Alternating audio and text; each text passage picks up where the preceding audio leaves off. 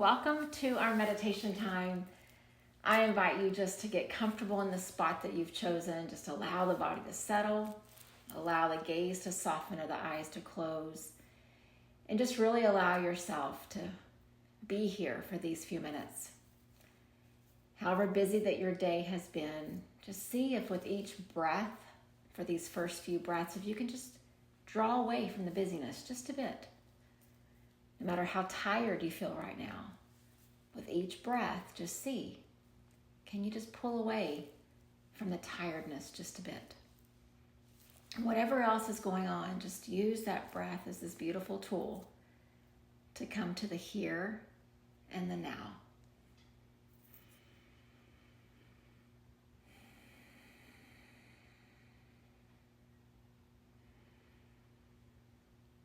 And as you're noticing the breath, just check in with yourself. See what are the things that are sitting on your heart? What are the things that are weighing on your shoulders? What are the things that are taking up space in your head? Be aware of them. Because as you know, the more that we practice, the more that we notice these things. And so just get a sense of, what are you hanging on to? What are you sitting with? What are you grappling with?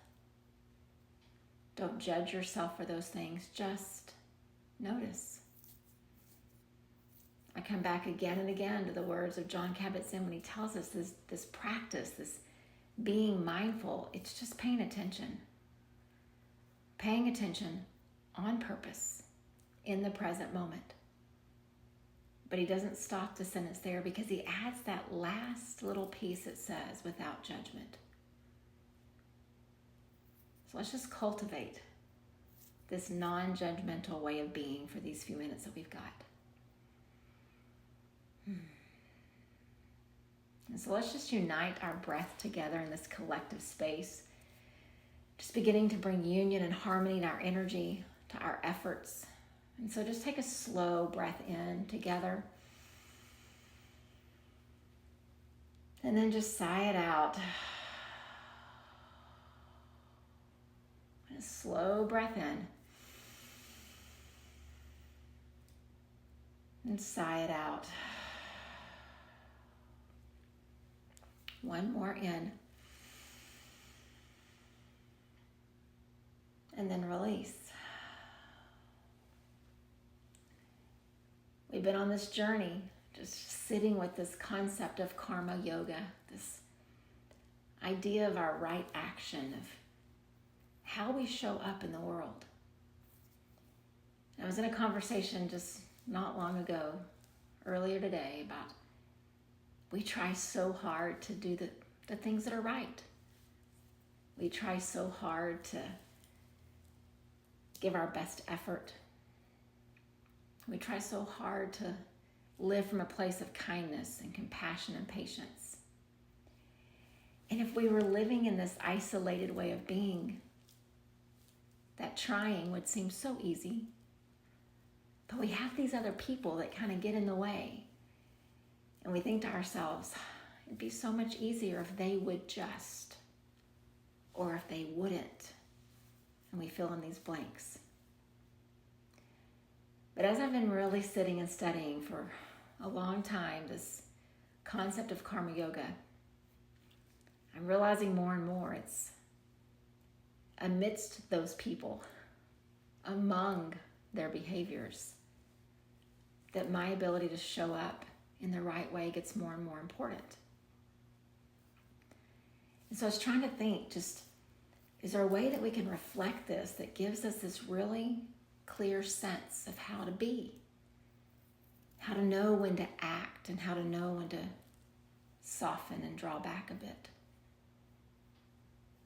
We all have different situations in life. We have different people and relationships that we're navigating, but yet we still want to show up and be the very best, purest version of ourselves, acting from this space of higher consciousness, of right action. But every time we encounter a new person, we end up pausing and doubting or becoming unsure. And so I had this image in my head that just keeps coming back the last several hours of a pond. And so I would invite us all, just imagine that you're sitting just on the bank of this beautiful pond. There's grass and the sun is shining and the sky is blue and there's just barely any wind blowing and it's so still and it's so quiet. And as you sit there, you think, I could sit here all day long. The world feels so at peace here. I can't even see movement on the surface of the water. Everything is in harmony. And so just picture that and imagine if you saw that and you were in that space, just kind of scan down your body how that would make you feel. You know, we pull energy from all these sources around us, and when we're in a space like that, we are inclined to also feel peaceful, to also feel at ease and still. So just picture it. Think how good it would be. And then just imagine that you felt so at ease in this space, on the edge of this pond, just sitting. It's not too hot, it's not too cool, it's just the perfect day. So you close your eyes and you think, it's time for a little meditation. The environment is just prime and perfect. And so you gently close your eyes. And you breathe. And all of a sudden, you hear this giant splash in the water. And rather than just letting it be, most of us, in fact, maybe all of us, would open our eyes and look to see what has disturbed our peace. And we see this little boy over on the edge, so proud of himself, with this big rock that he's thrown in the center of that pond. And he's looking around for another rock because he liked the sound that he made, he liked the splash, he liked the throwing. And all you can think to yourself is, I was in such a peaceful space. All the parts of me were still. I was at ease. And you can't even really see the little boy or how cute he is or how innocent. All you can see is the disturbance. The disturbance to the surface of the water, and thus the disturbance to your peace. But what if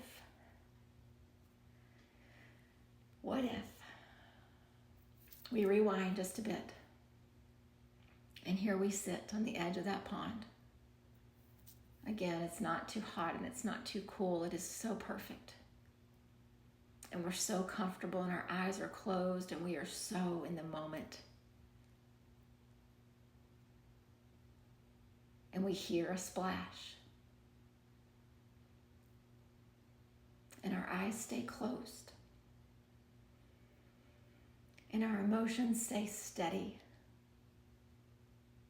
And our body stays still.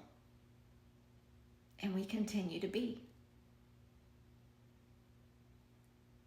We're not worried about the splash or what caused it. We figure out that the pond was just our entry point to accessing this space of stillness and harmony and quiet. And that even amidst disturbances like the splash in the water, we can maintain those things within ourselves. The pond was just the reminder to do it.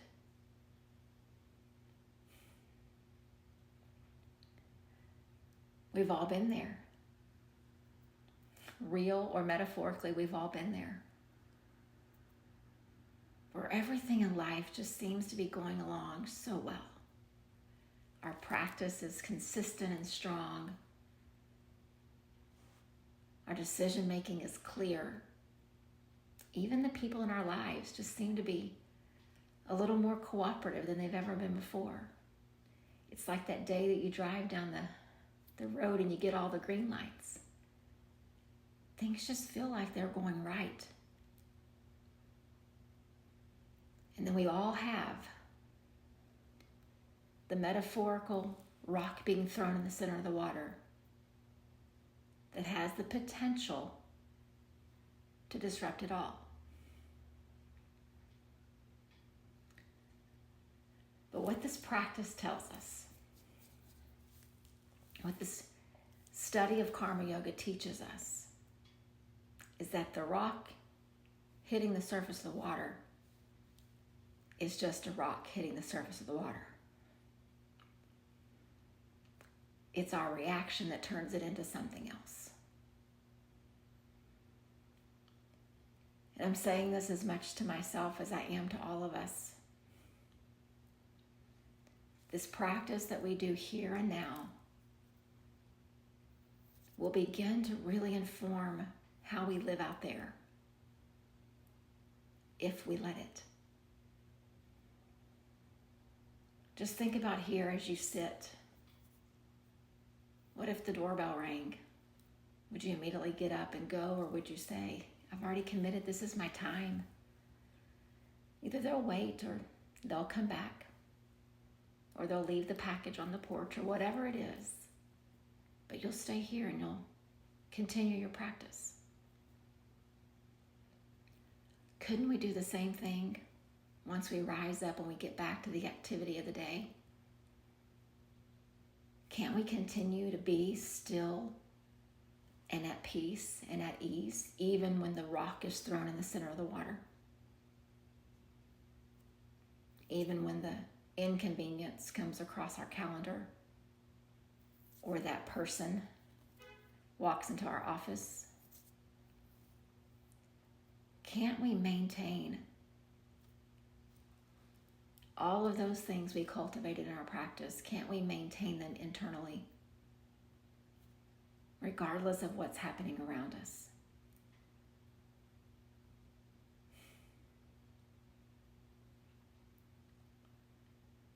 I wish I could tell you that every time the rock is thrown, I just maintain the peace.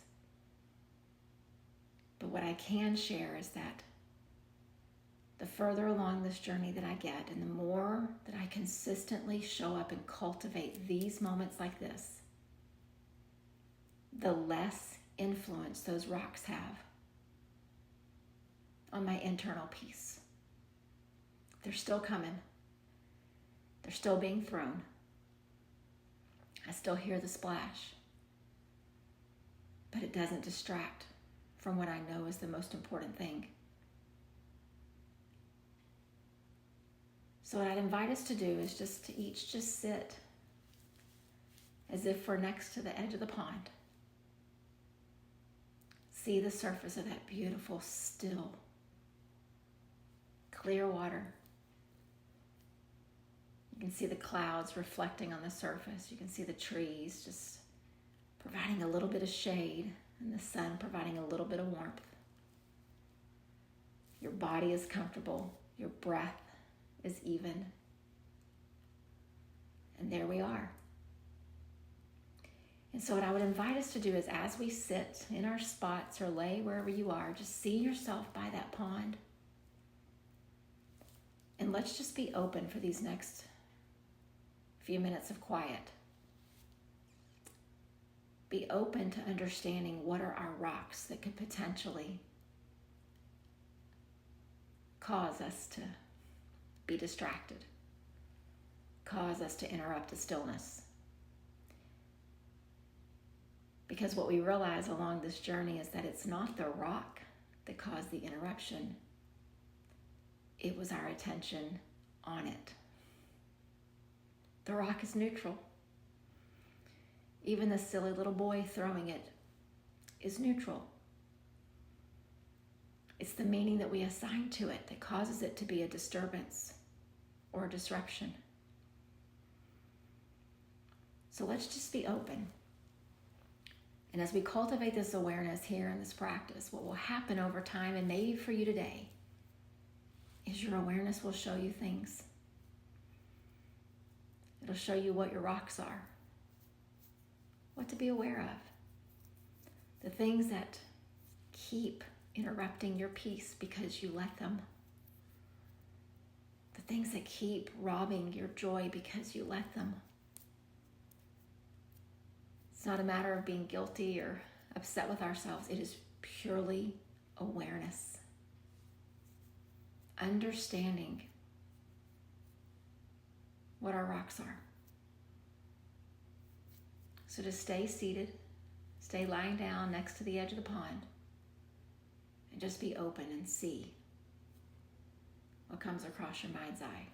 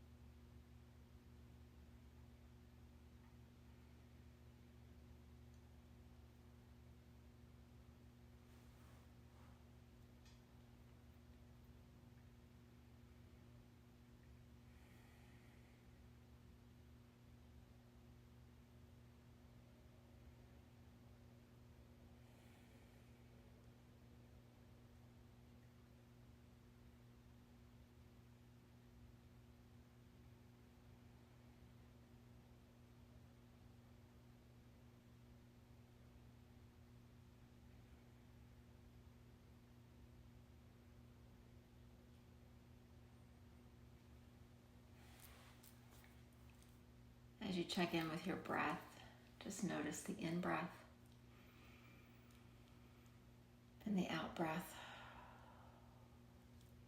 Notice how you feel in this moment. There are times in our life where we feel ways. I think about kids on Christmas morning and you at the top of a mountain that you've climbed and all the things that you experience in life, and you sometimes think, if I could just bottle this feeling up, take it with me, pull it out when I need it. I will tell you that's what this practice is.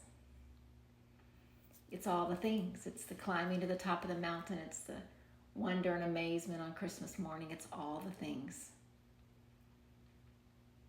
And you can bottle it up and take it with you. It becomes part of our fiber, of our being.